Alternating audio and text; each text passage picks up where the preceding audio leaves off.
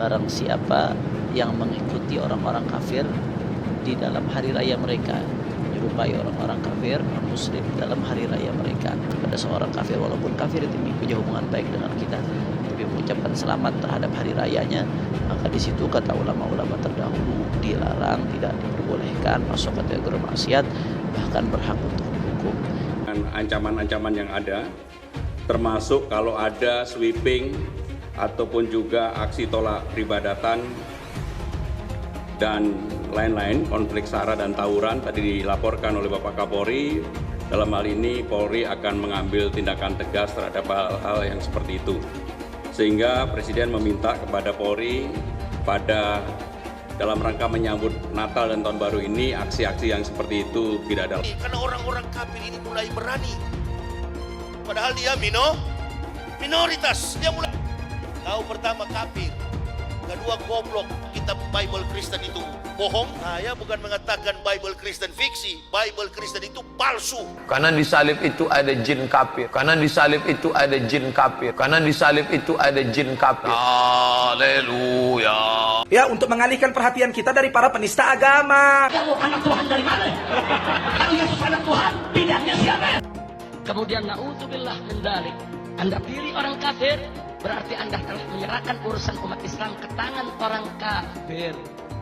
Yang Allah tidak pernah izinkan itu, saudara. Sehingga seorang kafir ini Anda berikan jalan untuk ke depan ngerjai umat Islam. Saudara, merusak umat Islam, melanggar aturan syariat. Berarti, saudara, Anda sudah menyalahgunakan amanat kuasa yang Allah berikan kepada Anda, saudara, untuk menyulitkan umat Islam. Maka berarti orang tersebut masuk dalam sumpah Nabi. Fasbuk alaih, bikin susah dia punya hidup ya Allah. Tapi Anda yakin FPI tidak akan bisa dibubarkan? Karena kalau Front Pembela Islam dibubarkan, besok dibikin lagi Front Persatuan Islam, FPI juga. Front Persaudaraan Islam, FPI lagi. Misalnya kasus 22 Mei itu, betapa polisi sudah diam hanya menjadi pagar tapi dipancing-pancing, dilempar dengan botol aqua, diterai ternyata kamu polisi goblok, hanya kerupuk gitu. Polisinya diam gitu. Nah, seperti itu kan pelanggaran HAM tapi dari rakyat ya terhadap aparat. Kalau dulu dari aparat terhadap rakyat. Saya sudah konsepkan surat, tadi saya sudah kasih tahu Biro Hukum, kita akan kirim surat resmi pada Menkumham untuk merekomendasikan sesuai dengan Undang-Undang Ormas, FPI dibubarkan dari seluruh Indonesia. Mudah-mudahan banyak gubernur, bupati, wali kota berani ikut jejak saya. Izinnya diperpanjang, tapi pasal itu bisa menyebabkan pembubaran FPI. Pada bulan Agustus, FPI itu masuk nomor 4 di opini publik itu kelompok yang anti Pancasila. Secara ideologi saya tidak akan kompromi. Dan saya melihatnya sebenarnya FPI ini mereka kan masih dalam hal teori pemikiran, belum benar-benar mau menjadikan Indonesia itu menjadi negara Islam. Sejak tahun 2018 sudah ada undang-undang keormasan. Kita cocokkan bersama-sama apa sesuai dengan itu atau tidak. Kalau tidak ya kita harus tegakkan aturan-aturan. Untuk perpanjangan sih saya kurang setuju kalau sebagai masyarakat awam yang melihat.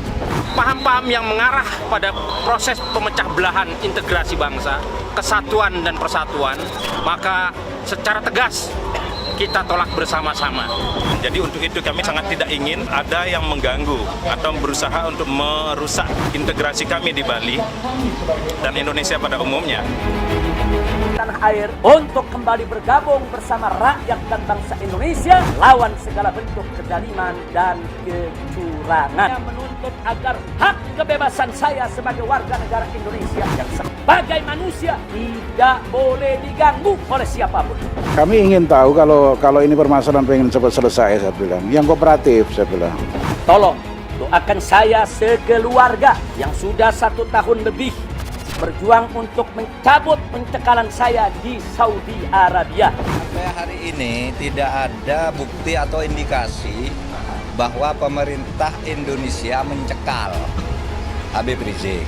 KBRI ini kan belum bisa bergerak karena kami belum pegang apa-apa. Laporan dari MRS juga belum nyampe ke kami. Dia sudah bersumpah untuk tidak minta tolong sama pemerintah yang menurut dia rezim zalim ini.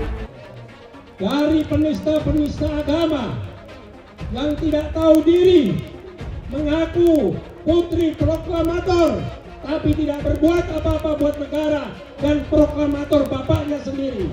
Aktif dan substantif itu lalu disimpulkan FPI sudah mengajukan permohonan untuk perpanjangan surat keterangan terdaftar dan ternyata masih ada hal-hal yang perlu didalami dan Menteri Agama nanti akan mendalaminya dan melakukan pembahasan yang lebih dalam lagi pencekalan yang dilakukan oleh pemerintah Indonesia. Tidak ada sama sekali. Nah, untuk itu kami tidak bisa berbuat apa-apa karena urusannya bukan dengan pemerintah Indonesia sebenarnya. Nah, kalau memang ada bukti sekecil apapun bahwa itu dicekal oleh pemerintah Indonesia, ya serahkan kepada Menteri Agama, kepada Menko Polhukam atau Mendagri, nanti akan diprosesnya, akan diklarifikasi sejelasnya. Kalau memang Habib Rizik itu kan katanya prinsipnya hidup mulia atau mati syahid. Itu kan katanya Gaza lagi diserang sama Israel. Kok Habib Rizik nggak pergi jihad aja ke Gaza mumpung deket dari Saudi? Daripada curcol mewek-mewek terus di video. Mulia kagak, syahid juga kagak. Kami hormati, sebelum video ini dimulai, klik dulu tombol subscribe dan jangan lupa nyalakan loncengnya supaya kalian mendapatkan notifikasi setiap kali saya upload video. Tekan tombol subscribe itu gratis, tinggal diklik, saya tungguin. 3, 2, 1. Selamat, Anda sudah bergabung dengan channel ini dan terima kasih sudah support di channel ini. Thank you.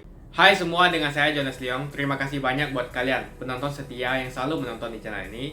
Saya secara personal sangat menghargai waktu kalian. Dan saya sudah menganggap kalian sebagai family karena kalian selalu support di channel ini. Bagi kalian yang selalu menuliskan opini kalian di kolom komen, saya baca komen kalian satu persatu. Saya baca komen kalian untuk mengetahui opini kalian, tanggapan kalian, dan masukan kalian sangat berguna untuk video selanjutnya. Terima kasih banyak buat kalian yang selalu menekan tombol like di awal video.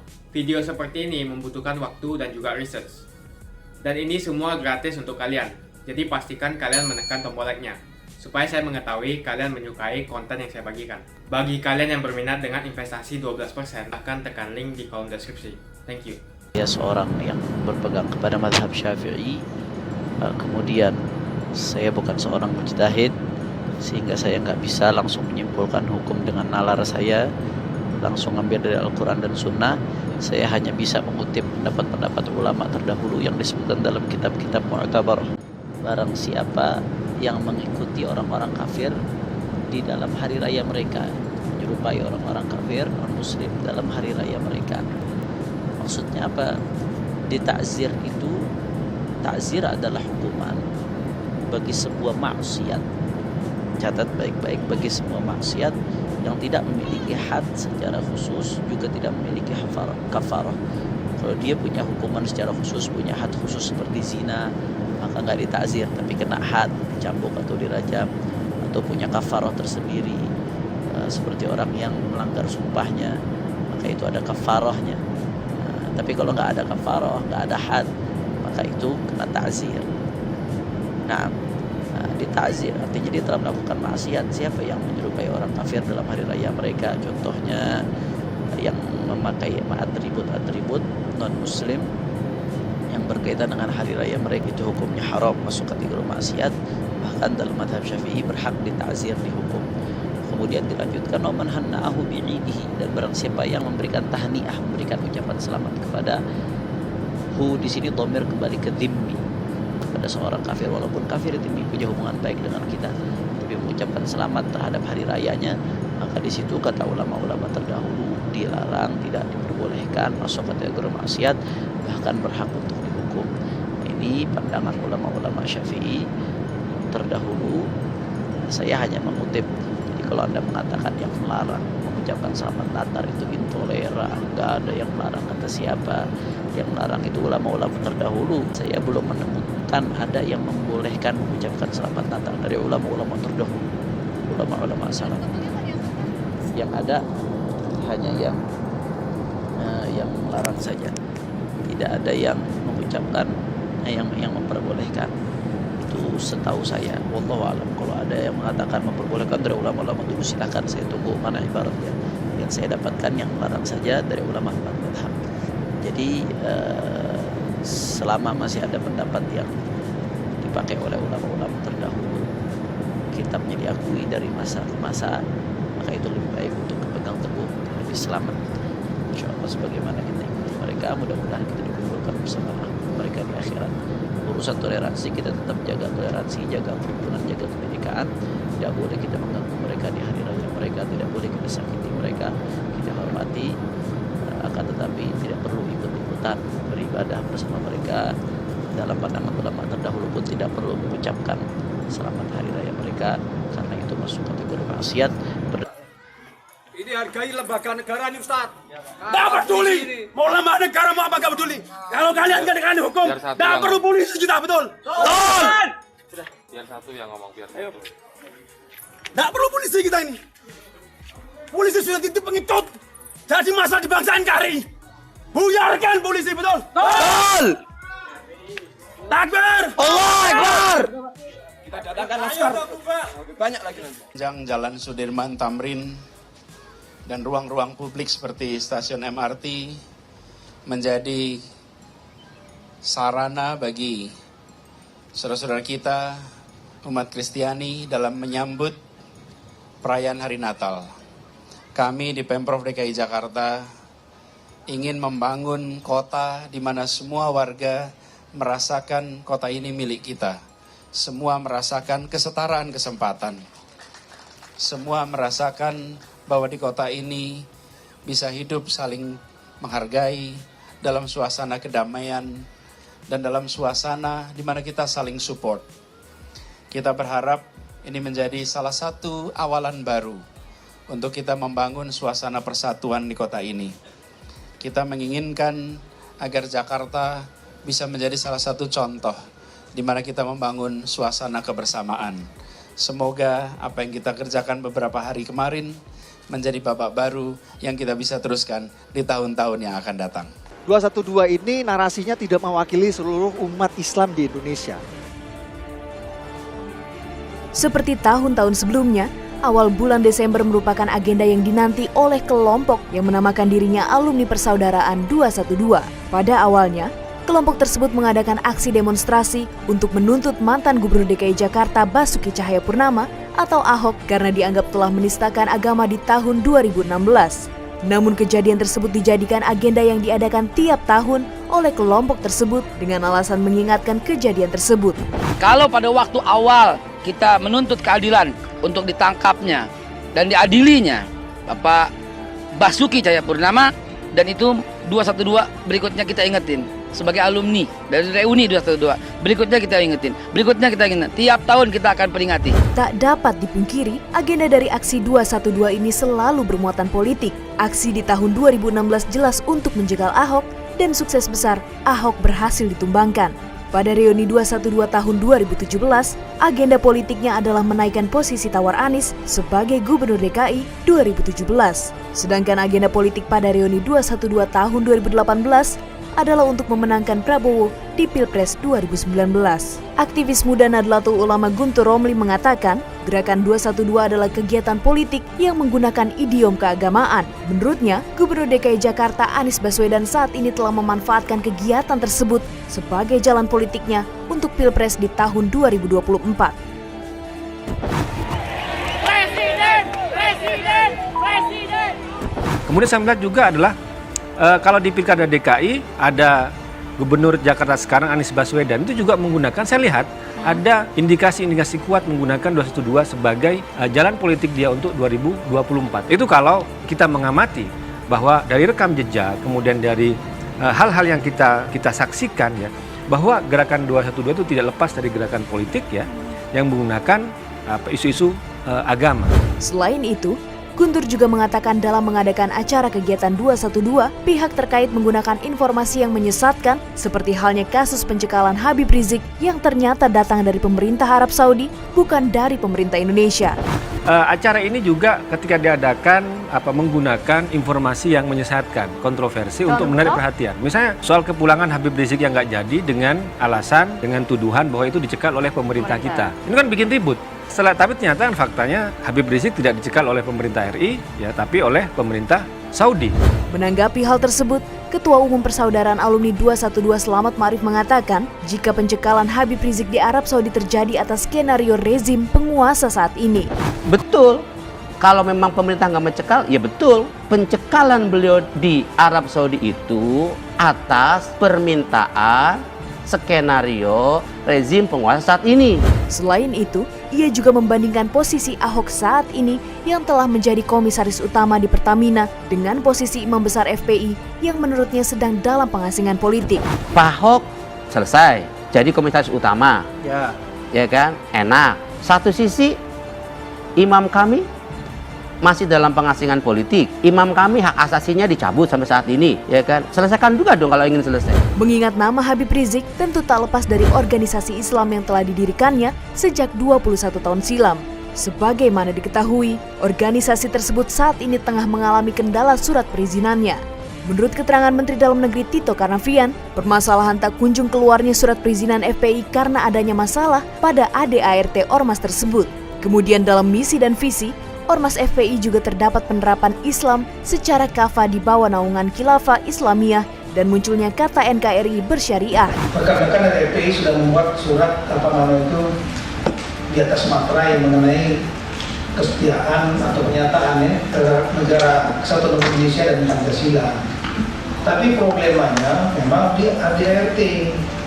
Visi dan misi organisasi FPI adalah penerapan syariat Islam secara kafah di bawah naungan Khilafah Islamiyah menurut manhaj nubuwah melalui pelaksanaan dakwah, penegakan hisbah dan pengamalan jihad.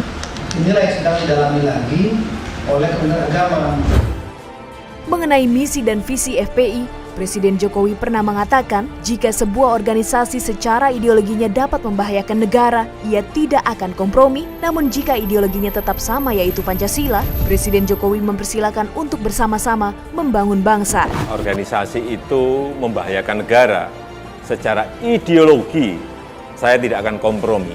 Tetapi kalau ideologinya masih sama, Pancasila, saya kira kita bisa bersama-sama membangun negara ini. Seperti diketahui, dalam isi ADART FPI pada pasal 6 berbunyi visi dan misi organisasi FPI adalah penerapan syariat Islam secara kafah di bawah naungan Khilafah Islamiyah menurut manhaj nubuwah, melalui pelaksanaan dakwah, penegakan hisbah atau ajakan kebaikan dan mencegah kemungkaran dalam pengamalan jihad. Mengenai perpanjangan urusan izin masa sampai presiden. Resmi musuh negara.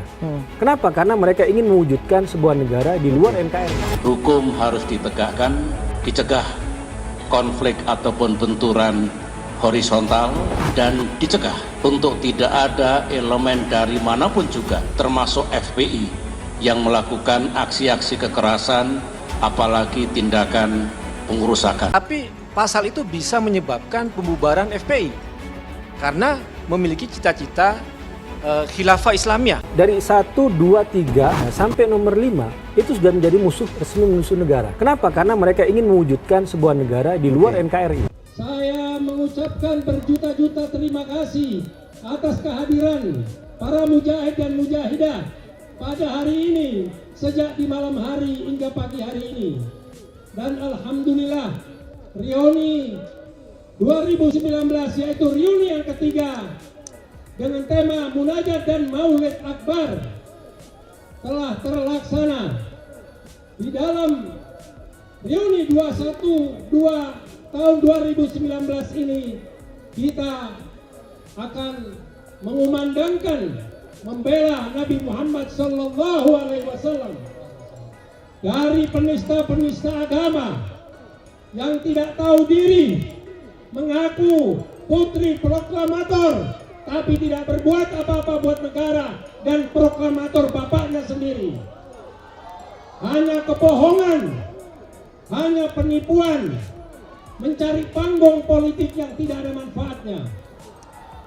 Dan wabil khusus, saya menyampaikan salam rindu, salam cinta, salam sayang dari Habibuna Muhammad Rizik Syihab pada seluruh yang hadir hari ini. Karena kebetulan alhamdulillah saya baru kembali dari kota suci Mekah kemarin siang. Dengan segala perjuangan, kami akan mendatangkan Habib di dalam reuni ini. Tapi lagi-lagi ada tangan-tangan kotor, tangan-tangan jahat masih bermain di belakangnya. Silahkan yang punya kekuatan, punya kekuasaan, melanjutkan apa yang diinginkan. Tapi insya Allah pertolongan Allah Subhanahu wa Ta'ala akan datang pada saatnya, dan mereka akan merasakan bagaimana risikonya. Insya Allah kita sama-sama di dalam munajat ini bermunajat tentang kelangsungan negara kesatuan Republik Indonesia dan kemaslahatan umat Islam dan umat beragama yang lain. Wabil khusus mendoakan agar segera pencekalan, penghambatan, pengasingan Habib Rizik dapat diselesaikan. Dan insya Allah pemerintah Saudi Arabia sedang berjuang dan sedang mengusahakan dibebaskannya Habib Rizik dari pengasingan. Dan insya Allah pada kesempatan yang akan datang sebelum reuni 2020, Habib Rizik sudah bisa berada di tengah-tengah kita. Setuju? Setuju? Setuju? Kalau tidak dipulangkan, kita tidak akan tinggalkan tempat ini. Setuju? Setuju? Setuju? Takbir! Kita final ngajukan, akan aja ditimbang. Memang kemudian akan ada proses lanjut, ya silakan dalam proses lanjut. Kalau rekomendasi dari Kemenak berarti sudah lolos gitu Pak? Iya, kalau kami. Tapi tetap saja kami kan dengan dia tetap mereka apa yang perlu diupayakan lagi kita coba lakukan. Saya sependapat, misalnya dikatakan tadi kan ada apa, Mendagri mengatakan kan ada poin-poin yang masih diragukan, ya kita deal aja dengan dia. Bisa enggak Anda mengubah ini menjadi begini gitu ya. PI dengan ADART tahun 2013 ya mungkin oke. Tapi sejak tahun 2018 sudah ada undang-undang keormasan. Kita cocokkan bersama-sama apa sesuai dengan itu atau tidak. Kalau tidak ya kita harus tegakkan aturan-aturan. Sehingga jangan juga kita kemudian asal-asalan lah. Saya rasa pasti ada mekanisme dan aturan yang harus ditempuh, dan kita nggak mau asal-asalan, namun memang harus dilakukan secara benar. Setelah yang berkomen setelah para Menko Polhukam nanti mengumpulkan semua instansi yang terkait, beliaulah nanti yang biarkan Menko Polhukam yang menjelaskan. Tapi Kemendagri sudah menerima surat rekomendasi dari Kementerian terkait dengan FPI? Iya, ada, kita terima rekomendasi seperti itu. Ayo like video ini dan tekan tombol loncengnya untuk menunjukkan kalian suka dengan konten yang gue bagikan. Dan kalian ingin melihat konten seperti ini lebih banyak lagi. Terima kasih banyak buat kalian yang nggak skip dan nonton video ini sampai habis. Saya secara personal sangat menghargai waktu kalian. Makasih banyak buat kalian yang sudah tekan tombol subscribe, dan makasih banyak buat kalian yang sudah tekan tombol loncengnya. Jangan lupa bagikan informasi ini ke teman atau family Anda. Mungkin teman atau family Anda membutuhkan investasi ini. Oke guys, sekian dulu dari saya. Jangan lupa follow Instagram saya di @johannesleongofficial untuk kata-kata motivasi setiap harinya. Bagi kalian yang termotivasi nonton video ini, ayo like video ini dan subscribe di channel ini. Dan buat kalian yang sudah subscribe di channel ini, jangan lupa tekan tombol loncengnya supaya kalian mendapatkan notifikasi setiap kali saya upload video.